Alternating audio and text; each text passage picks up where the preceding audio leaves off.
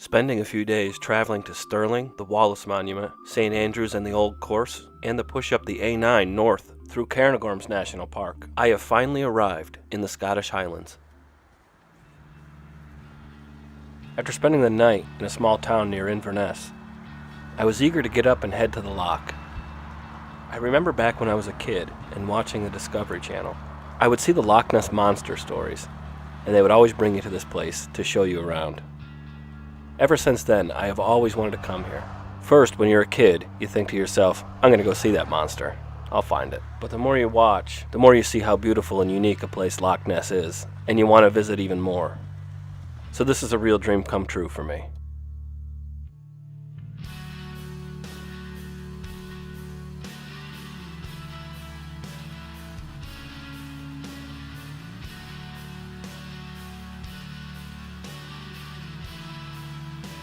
I drove down the north side of the loch, just doing my thing of driving and stopping. There's lots of lay-bys alongside the road where you can stop and get great views of the water and the surrounding countryside.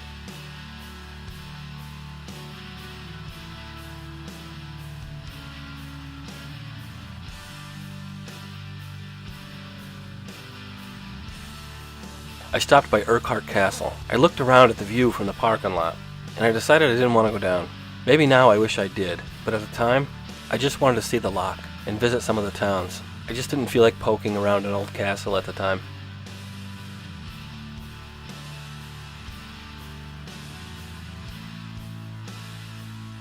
Ever since I showed my passport at the UK border, I have been dreaming about doing this.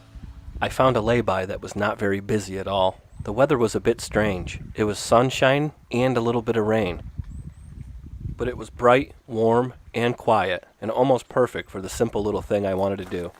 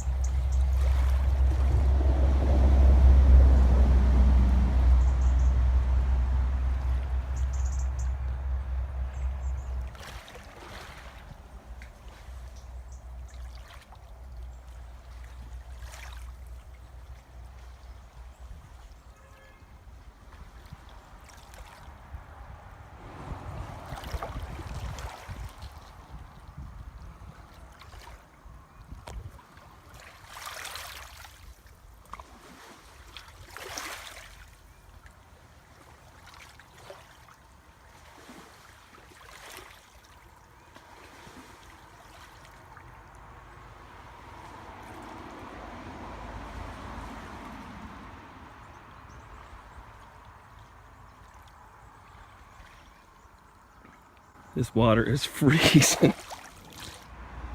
Well, if you thought I was going to go skinny dipping, I'm very sorry to have disappointed you. I can tell you that that water was ice cold, and there's no way I would have done it anyway. But it's simple little things like this, stopping to get your feet wet in Loch Ness, to me, that make traveling so worthwhile. A short drive from where I stopped, and I was in Fort Augustus, the small town at the very southwestern tip of the loch.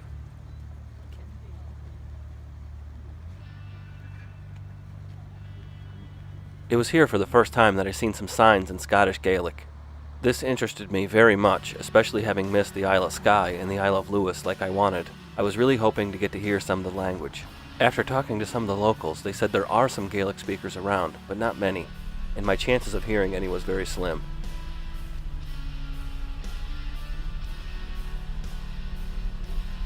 Fort Augustus is a very interesting little town. Though it is small, there are many nice shops in this town. and everywhere you look is a picture view. I was lucky in my timing in getting to the town. I was just in time to watch the raising of the lifeboats.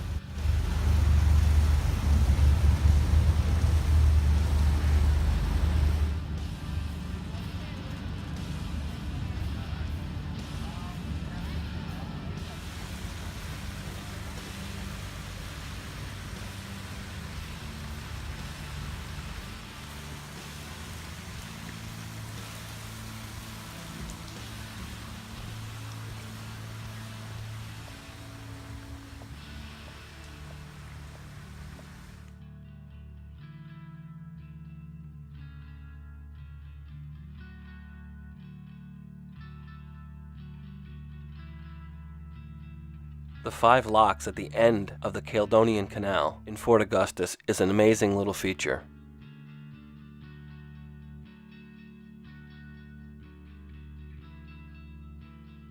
It raises boats, like these lifeboats, from the level of the lock up to the Caledonian Canal, and the other way around. It lowers the Caledonian Canal to the level of the lock.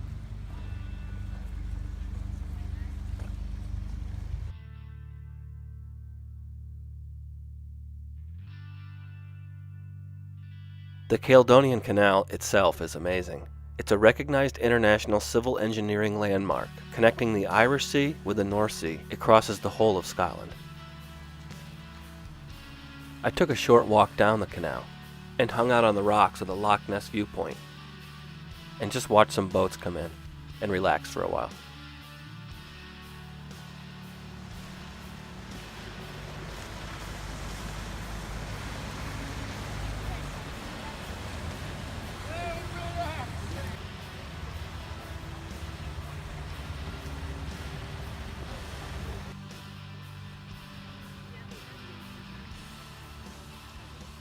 I was getting ready to leave Fort Augustus and the Loch Ness area. I had to continue my push north, when the mix of sunshine and light misty rain came together to make an amazing rainbow, just as I was on my way back to the car.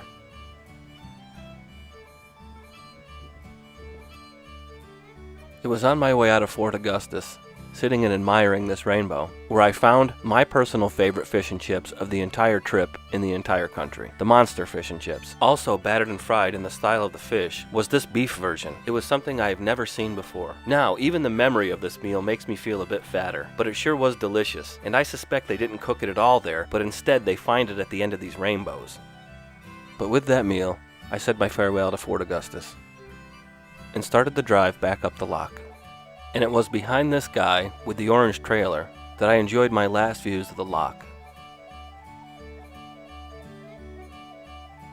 And for the next 40 miles, I enjoyed some beautiful scenery on the back roads of the highlands and the back of this orange trailer, while me and the 20-some people behind me tried desperately not to chew off our own steering wheels following this guy, going about 15 to 20 miles an hour.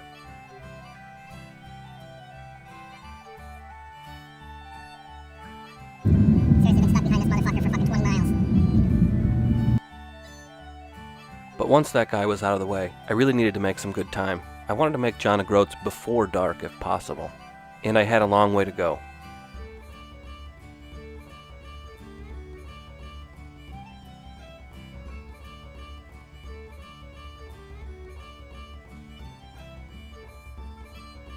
I ended up making very good time in the end, even though I did stop quite a bit to have a look around.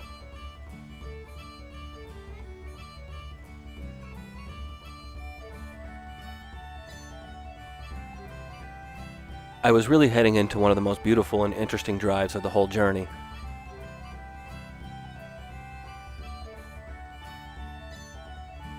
That warning sign was really not kidding. The winds were so strong I thought they would flip the car over. I never felt anything quite like it. In my next video, it's Loch Ness. Thanks for watching.